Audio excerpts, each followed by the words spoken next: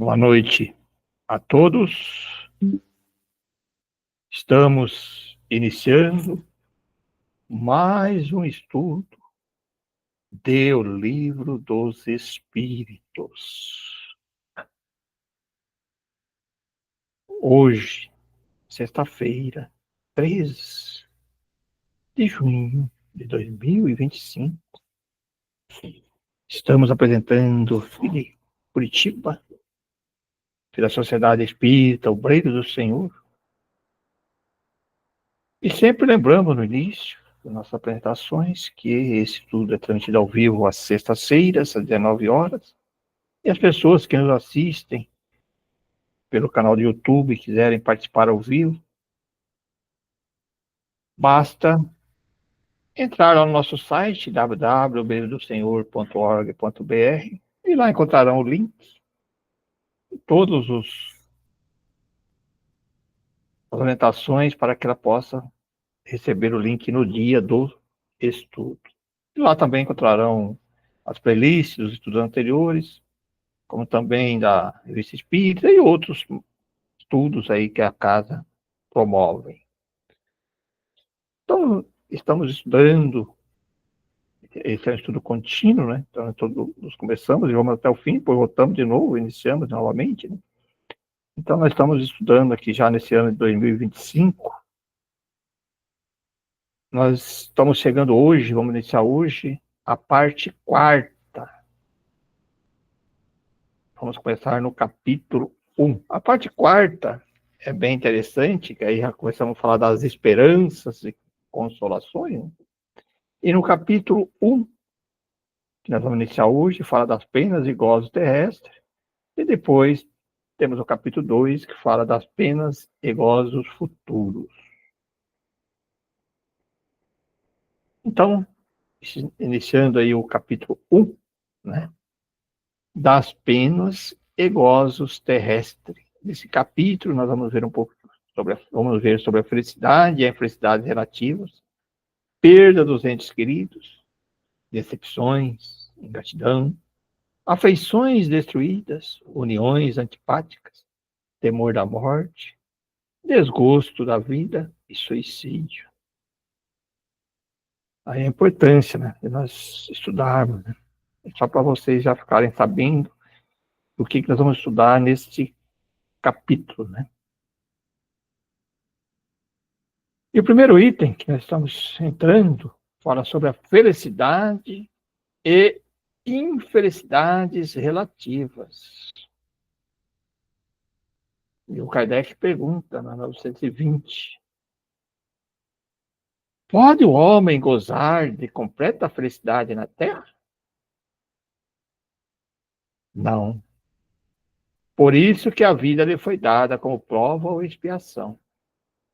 Dele, porém, depende a suavização de seus males e o ser tão feliz quanto possível na Terra. Olha que resposta para a gente já refletir, né? Muita gente busca aí essa felicidade, mas ela é relativa, né? E o Kardec continua perguntando sobre esse assunto, né? 921. Concebe-se que o homem será feliz na Terra quando a humanidade estiver transformada. Enquanto isso não se verifica, pode-se conseguir uma felicidade relativa? Interessante, né? E a resposta: o homem é quase sempre o obreiro da sua própria infelicidade. Praticando a lei de Deus, a muitos males se forrará e proporcionará a si mesmo felicidade tão grande quanto comporte a sua existência grosseira.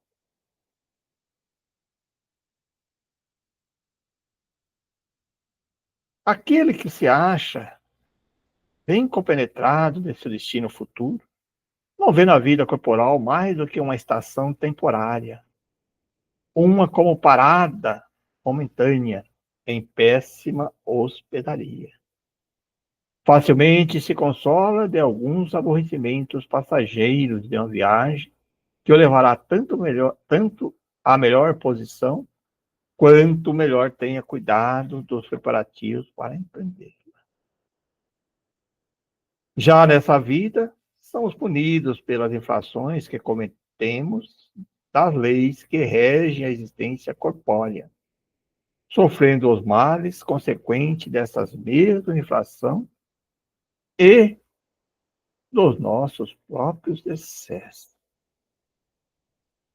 Se gradativamente remontarmos à origem do que chamamos as nossas desgraças terrenas, veremos que, na maioria dos casos, elas são consequência de um primeiro afastamento do nosso caminho reto, desviando-nos deste, enveredamos por outro mal, e de consequência em consequência, caímos na desgraça.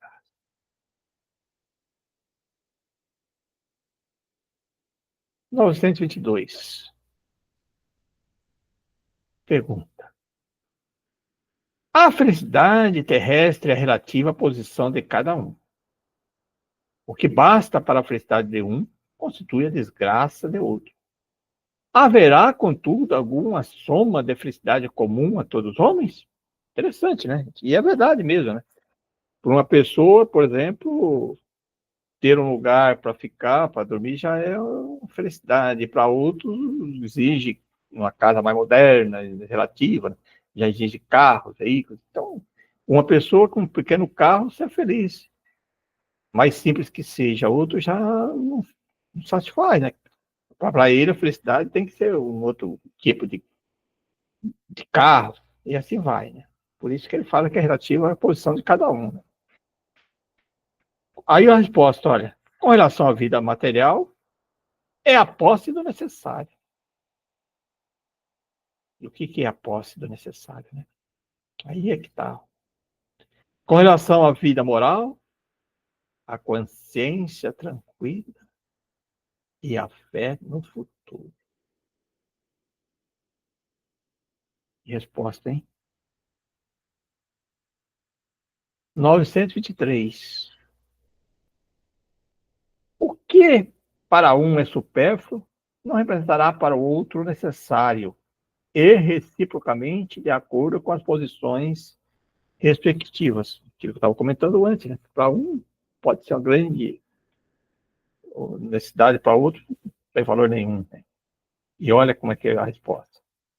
Sim, conforme as suas ideias materiais, os vossos preconceitos, a vossa ambição e as vossas ridículas extravagâncias.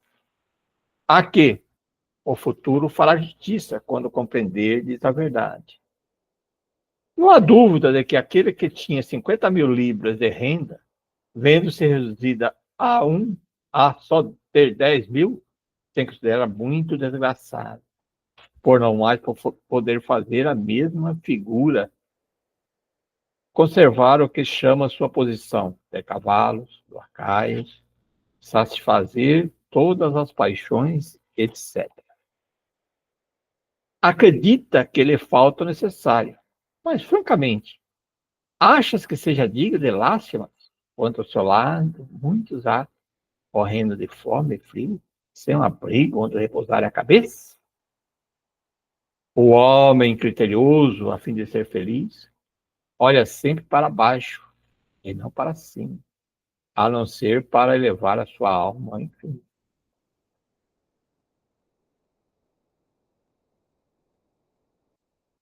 924.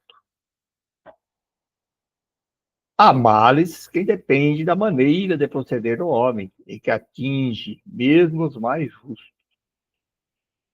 Nenhum meio terá ele de os evitar? Deve resignar-se a sofrê-los sem orar, se quer progredir. Sempre, porém, lhe é dado aurir consolação na própria consciência, que lhe proporciona a esperança de melhor futuro, se fizer o que é preciso para obtê-lo.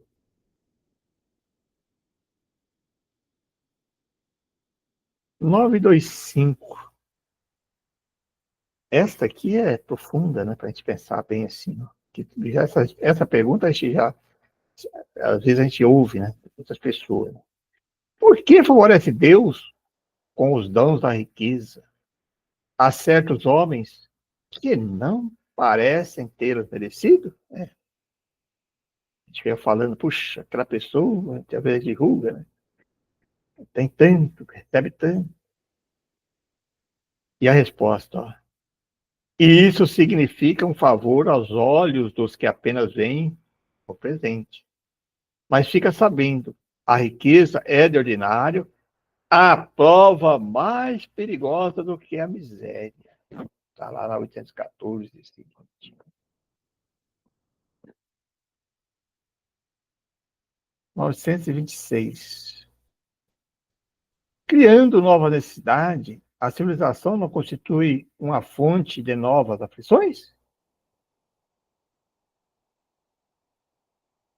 Os males deste mundo estão na razão das necessidades factícias que vós criais. Há muitos desenganos. Se poupa nessa vida aquele que sabe restringir seus desejos e olha sem inveja para o que esteja acima de si. O que menos necessidade tem, esse o mais rico. Olha que fazinha, hein? O que menos necessidade tem, isso é mais rico. Não é o que tem mais posse, não. Menos necessidade, né? E continua. Invejai os gozos dos que vos parecem felizes do mundo. Sabeis, porventura, o que lhes está reservado?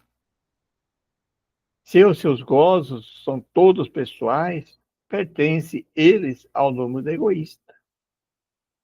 O reverso, então, virá. Deveis, de preferência, lastimá-los. Deus algumas vezes permite que o mal prospere, mas a sua felicidade não é de causar inveja, porque com lágrimas amargas a pagará. Quando um justo é infeliz, isso representa uma prova que lhe será levada em conta, se suportar com coragem. Lembrai-vos dessas palavras de Jesus. Bem-aventurados os que sofrem, pois que serão consolados. E na 927, não há dúvida que a felicidade, o supérfluo, não é forçosamente indispensável. Porém, o mesmo não se dá com o necessário. Ora, não será real a infelicidade daquele a que falta o necessário? E a resposta: verdadeiramente feliz o homem só o é quando sofre da falta do necessário à vida e à saúde do corpo. Olha a resposta aí. Só, verdadeiro infeliz o homem só o é quando sofre da falta do necessário à vida e à saúde do corpo. Todavia, pode acontecer que essa privação seja de sua culpa. Então, só tem que se queixar de si mesmo. Se for ocasionada por outrem, a responsabilidade recairá sobre aquele que lhe houver dado a 928.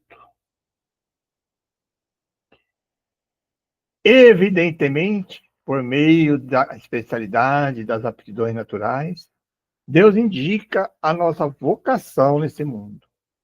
Muitos dos nossos males não advirão de não seguirmos essa vocação. Interessante, né? E a gente percebe isso mesmo também, assim, até na época atual. Né? Assim é, de fato. Muitas vezes os pais que, por orgulho ou avareza, desviam seus filhos da senda que a natureza lhes traçou, comprometendo-lhes a felicidade por efeito desse desvio. Responderão por ele. Isso é muito comum, sim, do pai, por exemplo, se o pai é engenheiro, força o filho muitas vezes a ser engenheiro. Às vezes o filho tem vocação lá, talvez para música, ou às vezes para medicina, ou às vezes para uma outra área humana, né? E o pai, não, você tem que ser engenheiro e tal. E aí a gente percebe às vezes aí que você dá bem na engenharia. Ou ao contrário também, né? O pai é médico, quer que o filho seja médico, mas o filho gosta de outras coisas, gosta, tem outras vocações e aí segue aquela carreira meio forçada pelo pai, pela mãe, e aí tende a não dar certo, né? Faz os cursos, abandona depois, e vão seguir aquilo que totalmente sem sentido, aquilo que o pai, às vezes, achava que era importante para ele. Às vezes ele tem outras vocações. E no item A, Kardec faz a pergunta dessa pergunta. No item A dessa pergunta. Olha aqui que ele pergunta aqui, ó. Achareis então justo que o filho de um homem altamente colocado na sociedade fabricasse tamancos, por exemplo, desde que para isso tivesse aptidão? Olha que pergunta. Mas o Espírito responde, para mim faz muito sentido essa resposta. Cumpre não cair no absurdo, nem na exagerar coisa alguma. A civilização tem suas exigências. Por que haveria de fabricar tamancos o filho de um homem altamente colocado, como diz? Você pode fazer outra coisa. Poderá sempre tornar-se útil à medida de suas faculdades, desde que não aplique as avessas. Assim, por exemplo, em vez de um mau advogado, talvez desse um bom mecânico, né? É que nós falamos, em vez de uma área humana, ele pode ser por uma área exata que nós falamos hoje, né? Naquela época não se sentia, né, falava isso. E naquela época não tinha o termo engenheiro, então eles usavam mecânico como pessoa, profissão altamente qualificada, né? Que fabricava as coisas. Nesse sentido, olha, é bem interessante isso mesmo, né? E o Kardec comenta: não afastarem-se os homens da sua esfera intelectual reside, indubitavelmente, uma das mais frequentes causas de decepção. A inaptidão para a carreira abraçada constitui fonte inesgotável de revés. Depois, o amor próprio, sobrevindo a tudo isso, impele que o que fracassou recorra a uma profissão mais humilde. Ele mostra o suicídio como remédio para escapar ao que se afigura humilhação. Se uma educação moral houvesse colocado acima de todos os preconceitos do orgulho, jamais se deixaria, jamais se teria deixado apanhar desprevenido. 929. Pessoas há que baldas de todos os recursos, embora no seu redor reine a abundância, só tem diante de si perspectiva da morte. Que partido deve tomar? Devem deixar-se morrer de fome? Nunca ninguém deve ter a ideia de deixar-se morrer de fome. O homem acharia sempre meio de se alimentar, se o orgulho não se colocasse entre a necessidade e o trabalho. Costuma-se dizer: não há ofício desprezível. O seu estado não é o que desonra o homem. Isso, porém, cada um diz para os outros e não para si. É verdade, né, gente? A gente percebe assim que às vezes, se você tem uma certa, não está conseguindo algum emprego, se você busca um emprego hoje, por exemplo, no mercado, tem empregos mais simples, mais humildes, empregos aí que você pode utilizar, né? E a pessoa às vezes não aceita, né? Prefere viver de esmola do que trabalhar, se humilhar, trabalhar num emprego mais humilde, digamos assim. 930. Kardec pergunta: é evidente que, se não fosse preconceitos sociais pelos quais se deixa o homem dominar, ele sempre acharia um trabalho qualquer que lhe proporcionasse meio de viver, embora pudesse deslocá-lo da sua posição. Entre os que não têm preconceitos ou os põem de lado, porém não há pessoas que se veem na impossibilidade de prover as suas necessidades, em consequências de moléstia ou outras causas, independente da vontade dela? Essa pergunta, né? Olha, e a resposta dos espíritos. Uma sociedade organizada, segundo a lei de Cristo, ninguém deve morrer de fome. E vamos ser justos aqui também, inclusive no Brasil. Hoje mesmo, uma pessoa que, vamos dizer assim, que mesmo que falamos dos moradores de rua da nossa região aqui, metropolitana, aqui de Curitiba, aqui, olha, a pessoa pode ter problema com frio, mas com frio, porque comida sempre tem, né? Esses restaurantes e essas instituições de caridade sempre dão comida para a pessoa. Inclusive, roupas também, agasalhos. Acho que dificilmente pode ter pessoa morre de fome. Pelo menos na nossa região aqui, não vou dizer do Brasil em todo, mas nas regiões maiores, dificilmente isso vai ocorrer. Quantas e quantas instituições aí não fornecem alimentos, roupas, né? E o Kardec comenta: com uma organização social criteriosa e previdente, ao homem só por culpa sua pode faltar o necessário. Porém, suas próprias faltas são frequentemente resultado do meio onde se acha colocado. Quando praticar a lei de Deus, terá uma ordem social fundada na justiça e na solidariedade. Ele próprio também será melhor. E continua perguntando. 931. Por que são mais numerosas nas sociedades as classes sofredoras do que as felizes?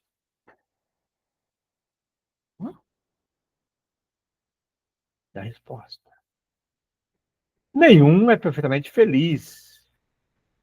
E o que julgais ser a felicidade, muitas vezes oculta pungentes aflições. O sofrimento está por toda parte.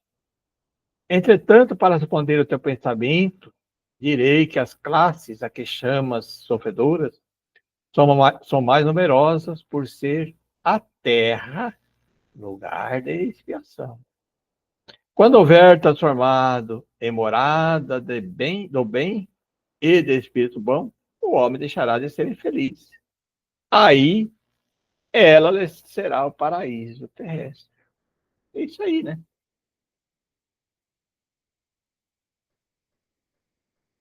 932. Por que no mundo tão a miúde a influência dos maus?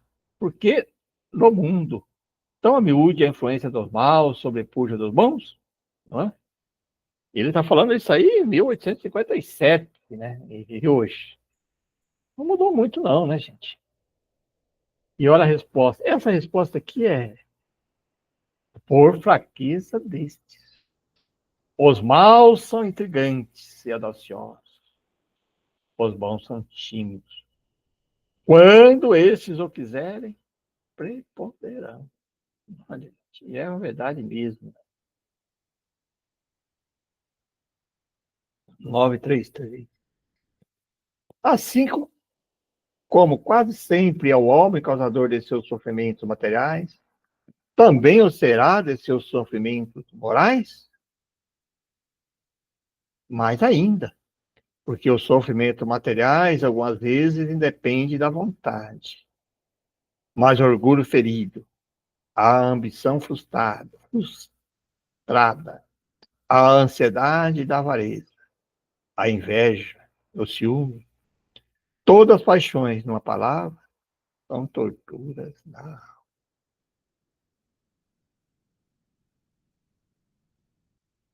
A inveja e o ciúme, felizes os que eles conhecem, esses dois vermes roedores. Para aquele que a inveja ou ciúme atacam, não há calma nem repouso possível. À sua frente, como fantasmas, Eles não dão tréguas e o perseguem até durante o sono. Se levanta os objetos de sua cobiça, do seu ódio, do seu despeito. O invejoso e o ciumento vive ardendo em contínua febre.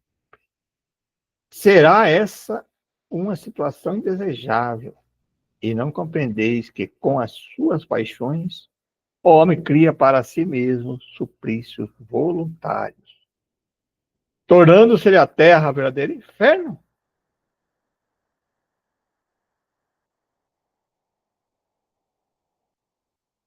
Kardec comenta aqui, que bem interessante agora. Muitas expressões pintam energeticamente o efeito de certas paixões.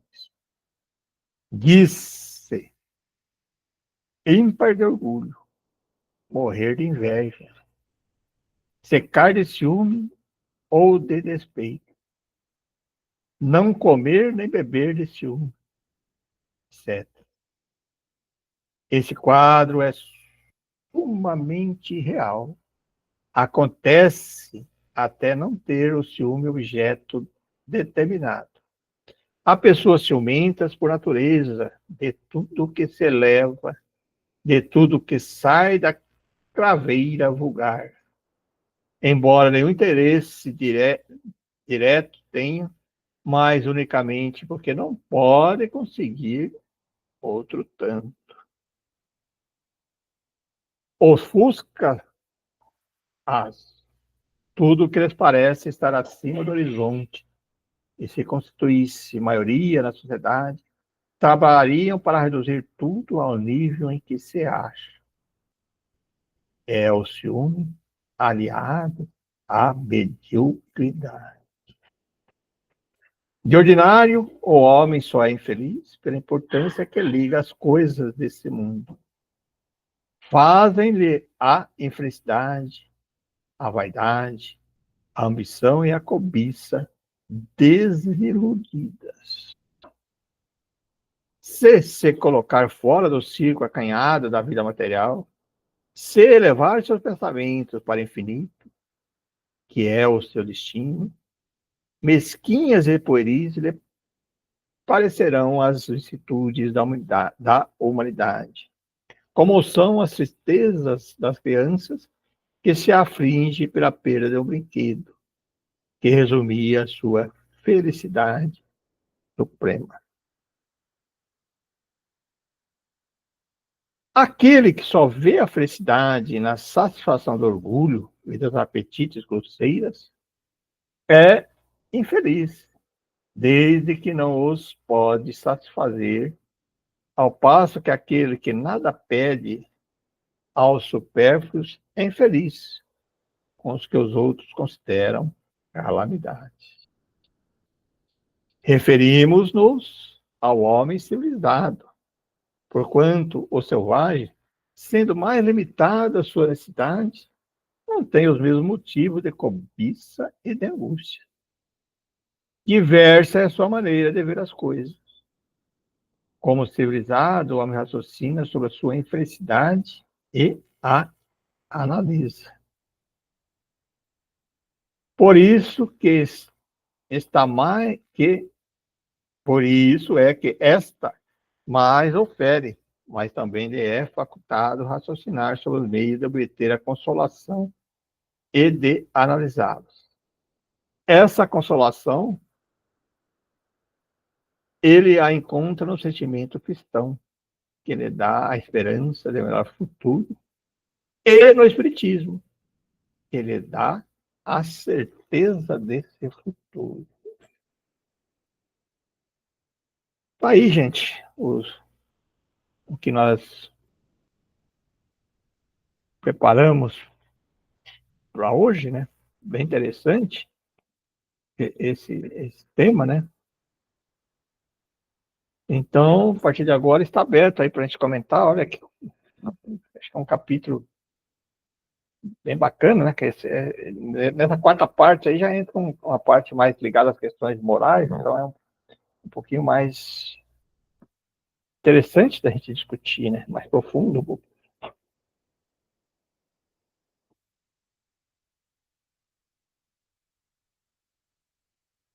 Ana? Eu? Estava bem concentrada aqui, mas assim, não, é uma coisa assim que a gente tem já enraizado essa informação, embora seja, que nem você falou, bem profundo, né?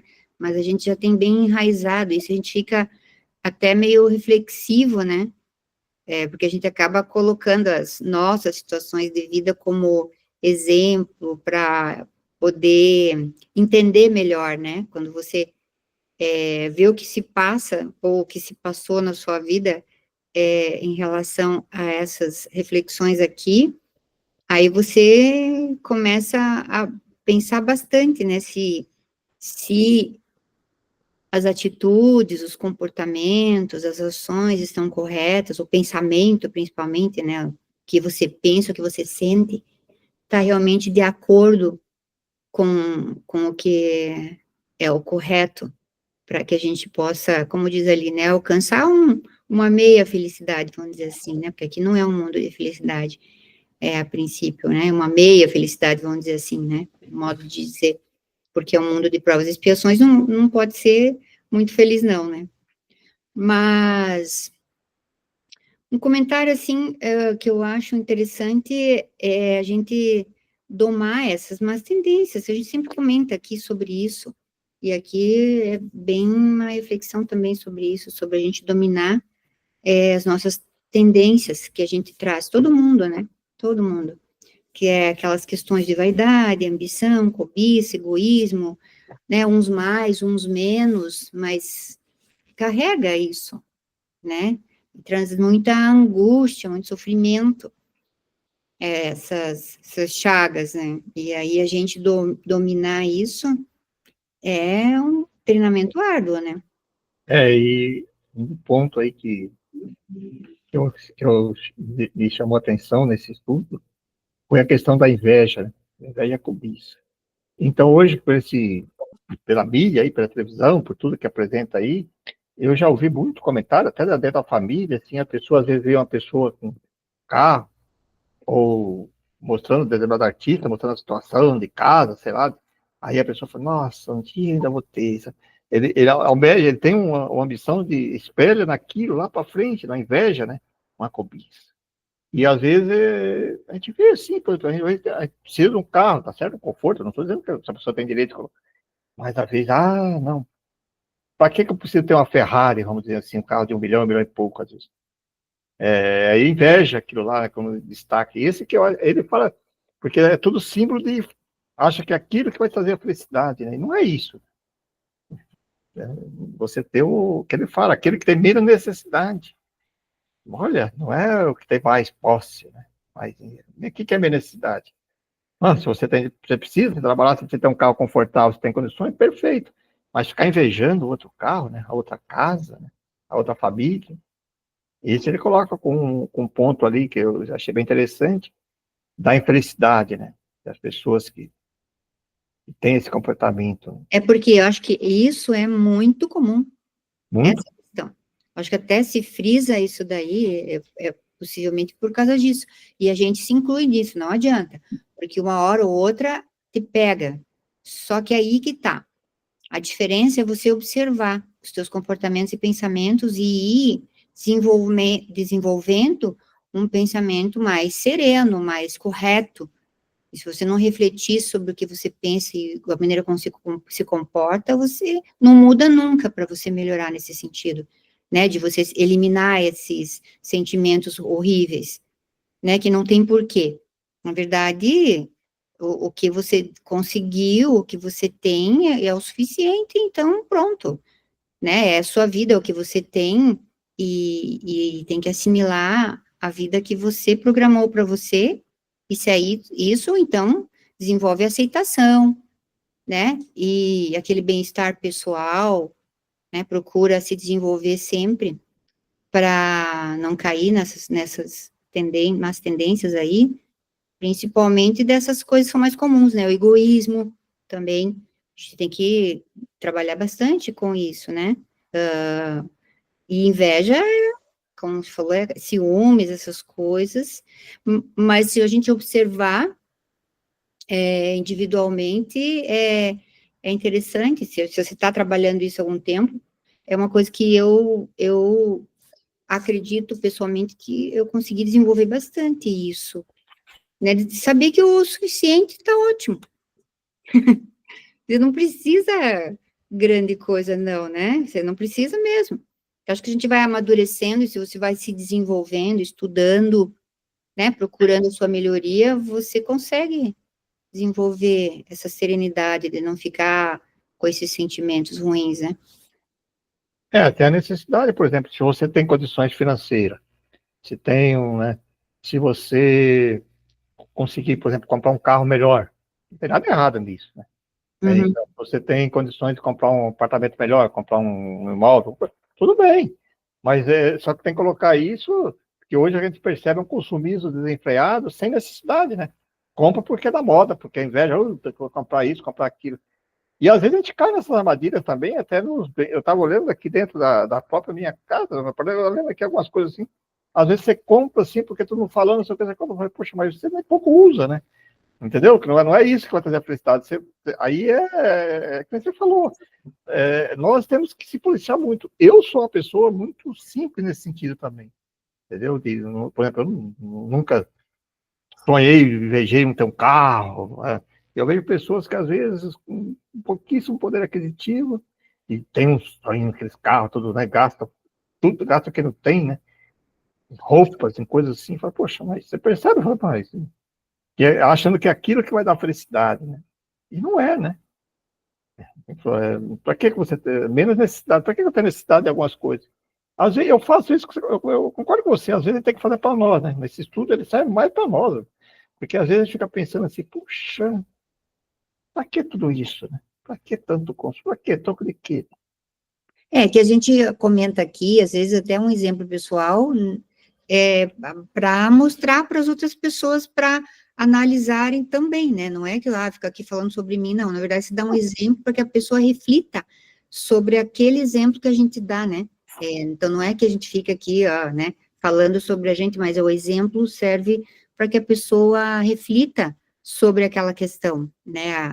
Porque daí é uma forma interessante de você compartilhar algo que a pessoa pode também fazer para se melhorar, caso ela ache que seja útil, né? Eu penso que é isso. Mas é difícil. Assim, é claro, se você trabalha bastante, né? Se a pessoa é uma pessoa trabalhadora, e aí ela tem condições de adquirir algumas coisas que ela gosta, imagina, isso aí é normal, tranquilo, né? Se é honesto, se é um trabalho honesto, não tem problema, ela gosta de um carro X lá, ok, isso não tem problema nenhum, né? A questão são os sentimentos mesmo que a gente comenta, né? De você não ter esses sentimentos que a gente comentou hoje no estudo. É perfeito, é isso mesmo, né? Juliana? Eu já ia abrir o meu microfone. É que, no momento, as pessoas elas costumam achar que os bens materiais eles servem como um preenchedor, alguma coisa que falta na alma. Mas analisando algumas pessoas de, de umas requisições assim bem importantes que eu conheci, algumas delas me contavam certas humilhações que elas passaram quando elas não tinham. Quando vinha um fulano e falava alguma coisa, eu tentava diminuir. Então aquilo ficava no inconsciente dela, ela pensava, não, mas um dia eu vou mostrar para fulano que eu sou capaz. E aí vira aquela obsessão de querer ter, e ir na casa do outro para mostrar que conseguiu, esfregar na cara, olha, eu consegui, lembra quando você falou que eu não era capaz? Então tá aqui.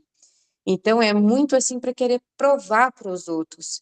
Às vezes até tem um carro legal, uma casa linda, mas está vazio por dentro, né? Vive aquela aparência, vive entristecido.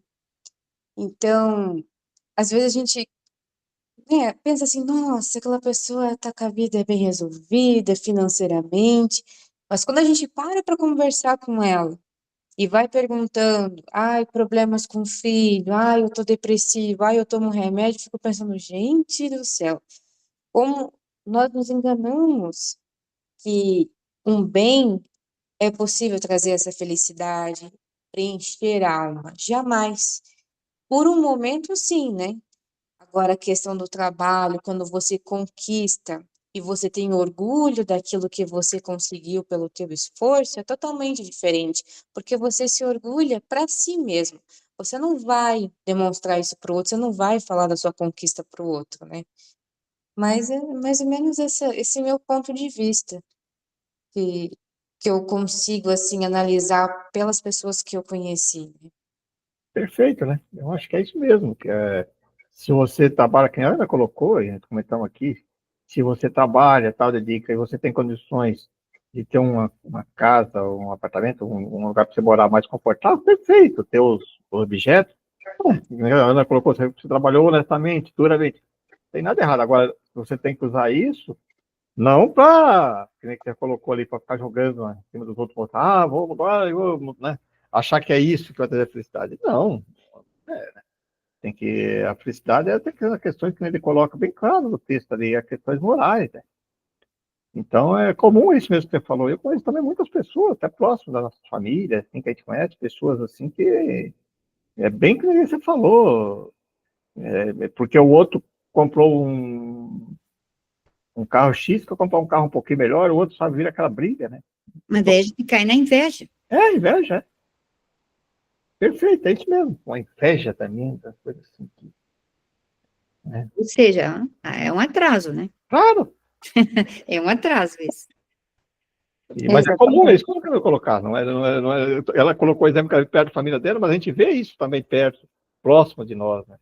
E às É. vezes, bem próximo a gente percebe isso. E tem pessoas que chegam a adoecer por não conseguir certas conquistas e ficam ali naquela obsessão, em vez de seguir adiante, porque nós sabemos que o dinheiro, ele traz paz, as conquistas, ele traz paz para você poder saber que a sua conta tá paga, que você tá, né, tá bem, mas nunca vai trazer felicidade, nunca vai trazer tranquilidade 100% como as pessoas, elas acham que tendo dinheiro se resolve tudo. Passam por cima das suas questões éticas, morais, né, fazem coisas que não deveriam. Então, a melhor coisa é viver honestamente. Claro que nem todo mundo consegue ter essa visão, né? Até porque todo mundo levanta cedo, batalha, trabalha, quer ter seus bens, mas se cuidar para não se perder, né? Porque é muito fácil se perder. Quando você vê, já foi. Principalmente agora, na época que nós estamos aqui vivendo, na nessa época agora de consumismo, né? Muita mídia, né? Muita propaganda. Então, cria-se desejos fictícios, né? Tantas coisas que vão criando assim. E às vezes a gente cai nessas ilusões mesmo, até de comprar algumas coisas, né? Mas, E não só comprando, mas na área da estética também, né? As sim, pessoas estão. consumismo, né? Assim, que a gente fica pensando assim, mas será que isso, né? É porque os materialistas estão para ir para isso, né? Querem Exatamente. criar novas, que ele fala, novos desejos. O texto coloca, inclusive, aí, vão criando novos desejos que vai abrindo todo esse leque aí. Até que ponto, né?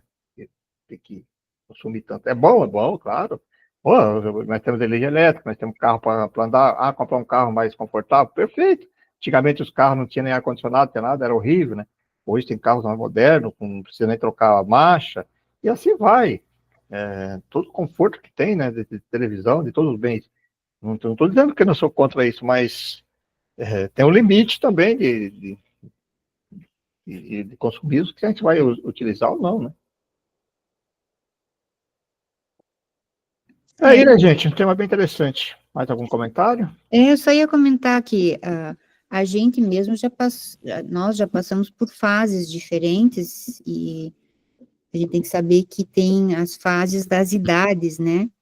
Onde são fases de mais consumismo. Por exemplo, os adolescentes, os jovens não têm muita consciência né, sobre essas nossas questões aqui, nós estamos estudando, porque a gente já tem uma certa experiência de vida, mas eu já fui muito diferente, então a gente tem que também ter essa empatia, porque, né, aqueles espíritos jovens, é normal, eles terem muito mais fresquinhas as tendências, assim como a gente, quando era jovem, tinha.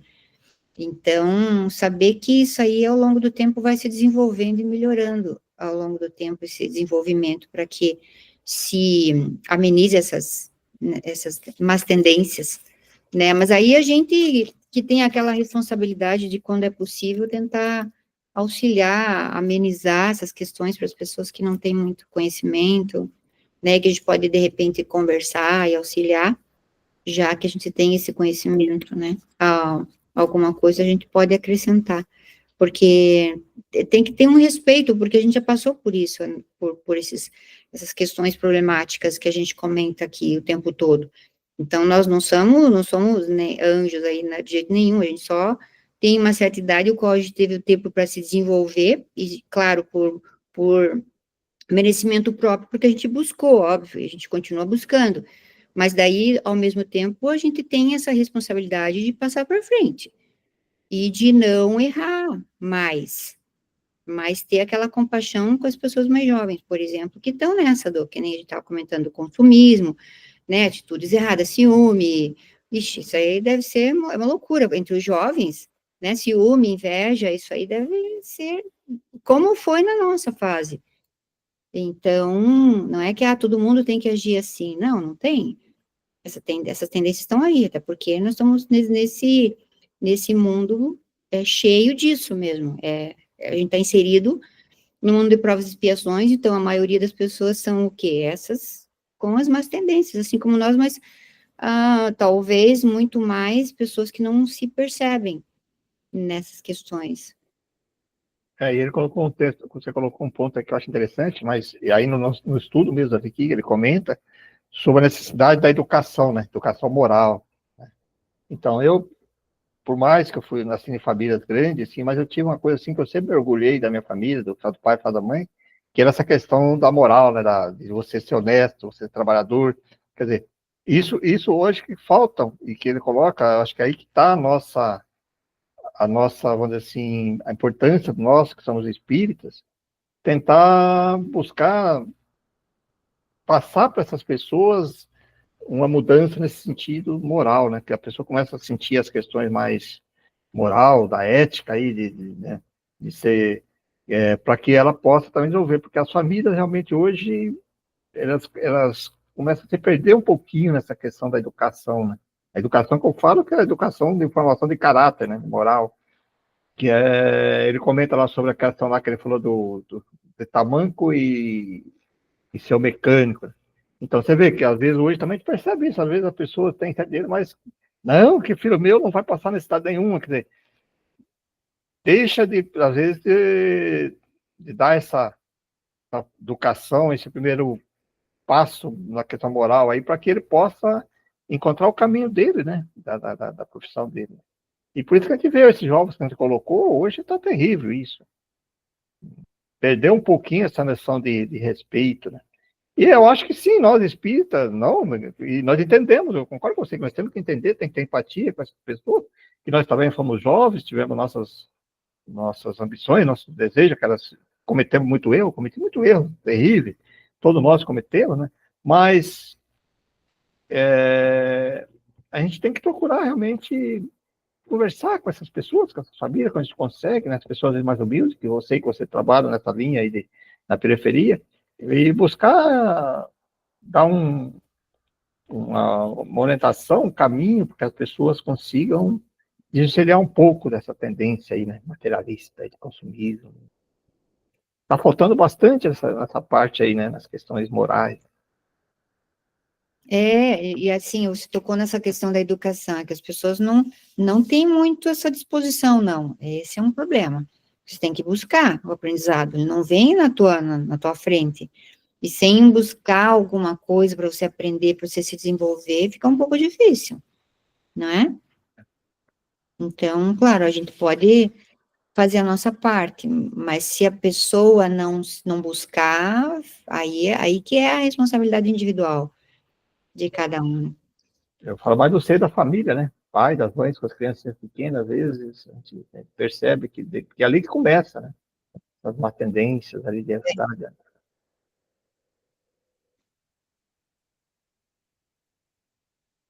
Bom, tá aí, gente. Bastante tema para nossa reflexão, né? Quem gostaria de fazer a nossa prece?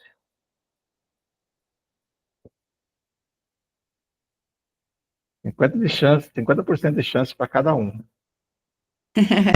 Eu vou pedir para a Ju fazer.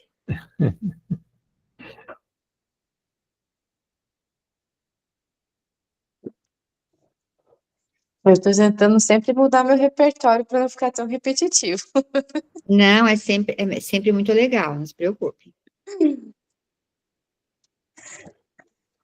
Bom, levamos nossos pensamentos, agradecemos ao nosso Deus, ao nosso grande Mestre Jesus, à espiritualidade amiga, ao nosso mentor, que sempre está nos amparando com tanto amor.